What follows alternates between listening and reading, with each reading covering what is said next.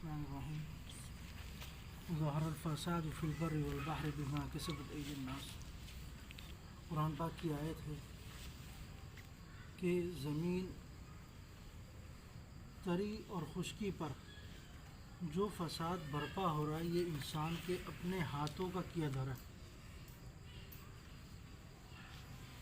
مطلب یہ ہے کہ آدمی اپنی زندگی کے اندر جن معاملات سے گزر رہا ہے، اگر ان معاملات میں اللہ کی رضا ہوگی تو آپ کے بقیہ کاموں کے اندر اللہ تعالیٰ برکت، آپ کے گھر میں خوشحالی، آپ کی عزت اور توقیر میں اضافہ، یہ سارا کا سارا پھر اسی کے ساتھ تعلق رکھتا ہے کہ آپ اپنے ہاتھ سے کیا عمل کرتے ہیں۔ اگر آپ کے ہاتھ، آپ کے پاؤں کسی اچھی جگہ جا رہے ہیں تو اسی کے مطابق پھر عمل ہوگا اللہ کی طرف سے۔ اس آیت کا یہی مطلب ہے کہ زمین آسمان پر یا تری خشکی پر اگر کوئی شخص کسی کی وجہ سے کوئی فساد برپا ہوتا ہے تو وہ ہر بندے کا اپنا کیا دھرا ہے۔ بعض لوگ کہتے ہیں کہ مجھ سے کیا گناہ ہو گیا کہ میرے پر اللہ تعالیٰ نے یہ مصیبت ڈال دی، یہ پریشانی ڈال دی۔ بھائی اپنے گناہوں کو یاد کرو۔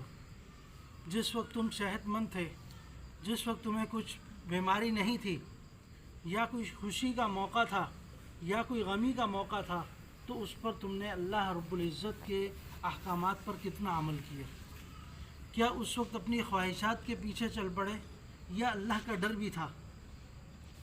یا صرف لوگوں کی واہ واہ کے لیے اپنا پیسہ خرچ کر دیا، سب کچھ کر دیا، لیکن اللہ کی ناراضگی کو مول لے لیا؟ تو ہم کئی کام ایسے کر جاتے ہیں جس میں اللہ کی رضا نہیں ہوتی، پھر روتے پھرتے ہیں کہ ہمارے کام میں برکت کیوں نہیں، ہمارے گھر میں برکت کیوں نہیں، ہمارے مال میں برکت کیوں نہیں، ہماری اولاد ہمارا کہنا کیوں نہیں مانتی۔ اس طرح کی باتیں پھر کی جاتی ہیں۔ تو نبی اللہ رب العزت کی یہ جو آیت ہے ظہر الفساد فی البر والبحر بما کسبت ایدی الناس، کہ لوگ جو اپنے ہاتھوں سے کرتے ہیں انہی کے مطابق ان کو صلہ ملتا ہے۔ اب اگر نیک کام کریں گے تو نیکی کا اجر ملے گا، نیک اعمال آئیں گے تو جب نیک اعمال آئیں گے اسی طرح کی برکتیں ہوں گی۔ غلط کام کریں گے تو اس کا غلط نتیجہ آئے گا، غلط نتیجہ پھر وہی بے برکتی آئے گی، سکون ختم ہوگا، امن ختم ہوگا۔ تو نیک کاموں کی طرف بڑھنے کی ضرورت ہے۔ کوئی بھی یہ ناشکری نہ کرے یا اپنے ذہن میں یا اپنے الفاظ کے اندر ایسے جملے نہ لے کر آئے کہ جس سے اللہ کی ناراضگی سامنے آتی ہے کہ میرے ساتھ یہ کیا ہو گیا، مجھ پر یہ بیماری کیوں آ گئی۔ بعض دفعہ اللہ رب العزت کچھ مصائب کو لا کر آپ کے لیے آزمائش ہوتا ہے۔ بعض دفعہ آپ پر اگر کوئی مصائب آ رہے ہیں، کوئی پریشانیاں آ رہی ہیں، تو اس کی وجہ سے اللہ تعالیٰ آپ کے گناہوں کو معاف کر رہے ہیں کہ یہ بندہ جب میرے پاس آئے گا تو یہ تمام گناہوں سے پاک ہو چکا ہو۔ یہاں تک کہا جاتا ہے کہ کوئی شخص اگر آخری وقت میں بیمار ہو کر مرتا ہے تو اللہ رب العزت کو اس کا حساب کتاب لیتے ہوئے شرم محسوس ہوتی ہے کہ میں نے اس کو دنیا سے اس حالت میں اٹھایا کہ جب یہ بیمار تھا، اور بیماری کی حالت میں اب میں اس سے حساب نہیں لوں گا، اس کے لیے جنت واجب۔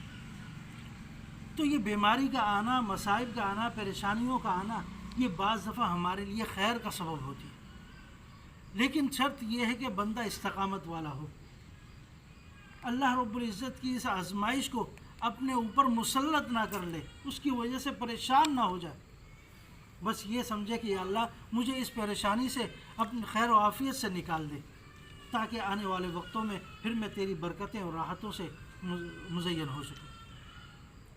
تو اس طرح کی کوئی بھی پریشانی آ رہی ہیں علاقے کے اعتبار سے، اپنے خاندان کے اعتبار سے، ذاتی اعتبار سے، کوئی بیماری کے اعتبار سے، تو اس میں اللہ سے مانگا جائے یا اللہ اس بیماری کو، اس پریشانی کو مجھ سے دور کر دے۔ یہ نہ ہو کہ لوگوں کے سامنے گلے شکوے کرتا پھرے، یہ اللہ کو ناپسندیدہ ہے کہ یہ لوگوں کے سامنے تو جا کر ذکر کرے لیکن میرے گھر پر آ کر مجھ سے ذکر نہ کرے۔ تو اللہ سے مانگنے کی ضرورت ہے۔ اللہ کے آگے ہاتھ پھیلانے کی ضرورت ہے۔ اللہ تعالی ہمیں اپنی پریشانیوں کو اس جگہ پر جا کر حل کرنے والا بنائے جہاں اللہ رب العزت ہمارے سننے والے ہیں۔ وما علینا الا البلاغ۔